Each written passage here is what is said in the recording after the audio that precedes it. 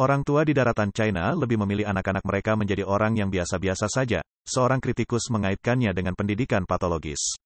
Baru-baru ini, sebuah jenis video tertentu secara konsisten muncul di platform media sosial di daratan China. Dalam video-video ini, para orang tua, bersama dengan anak-anak mereka, membuat sebuah deklarasi yang menyatakan, kami dengan sukarela melepaskan kesempatan untuk dilihat sebagai kontributor utama bagi bangsa kami dan puas menjadi warga negara biasa.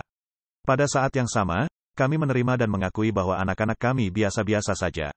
Para orang tua selanjutnya menyatakan, kami melepaskan kesempatan untuk menyingsingkan lengan baju dan terlibat dalam upaya yang berat, dan memilih pendekatan yang lebih santai dan menyenangkan dalam pembelajaran dan pengembangan diri.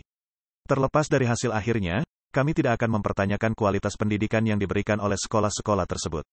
Kami tidak percaya bahwa tekanan dapat diubah menjadi motivasi, sebaliknya, tekanan lebih cenderung bermanifestasi menjadi masalah kesehatan.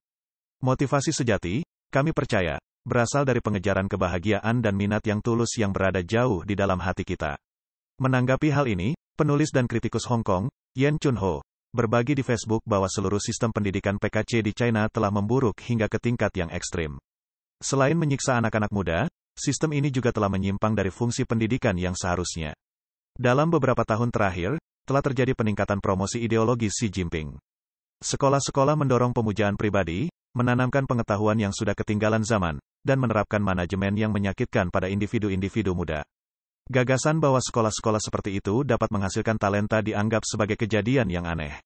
Yen Chunho juga mengamati bahwa dalam beberapa tahun terakhir, sering ada laporan tentang anak-anak yang mengalami depresi mental, kelainan psikologis, dan bahkan nekat bunuh diri karena tekanan akademis yang luar biasa. Persaingan untuk masuk sekolah di daratan China telah meningkat menjadi patologis, mendorong orang tua yang teliti untuk melawan tren yang merugikan ini. Dia berpendapat bahwa ujian yang tidak perlu dan berlebihan, ditambah dengan taktik seperti pemukulan, omelan, perampasan waktu luang, dan menghambat minat anak-anak, tidak hanya menyiksa mereka tetapi juga menyebabkan kerugian besar pada masa kecil mereka dan menghambat pertumbuhan mereka di masa depan. Awal bulan ini, diskusi tentang topik seperti hilangnya waktu istirahat 10 menit pada siswa sekolah dasar dan menengah yang hampir tidak memiliki waktu untuk ke kamar kecil menjadi topik yang menarik di media sosial China. Netizen dari berbagai daerah di China melaporkan bahwa waktu istirahat siswa sekolah dasar telah dilanggar, dan mereka hanya memiliki sedikit atau bahkan tidak memiliki waktu untuk istirahat ke kamar kecil. Seperti yang telah dilaporkan sebelumnya selama beberapa tahun terakhir, kesehatan mental siswa China semakin menurun, ditandai dengan meningkatnya insiden depresi dan kecemasan di kalangan anak-anak dan remaja. Baru sebulan lebih sedikit memasuki tahun ajaran baru, ada laporan tentang kelebihan penghuni di Departemen Kesehatan Mental Anak-anak di Beijing. Lin Hong, seorang psikiater anak di Rumah Sakit ke-6 Universitas Beijing, secara terbuka menyatakan bahwa banyak anak bergulat dengan masalah psikologis dari sekolah dasar hingga sekolah menengah, dan beberapa anak telah menggunakan tindakan ekstrim, seperti bunuh diri.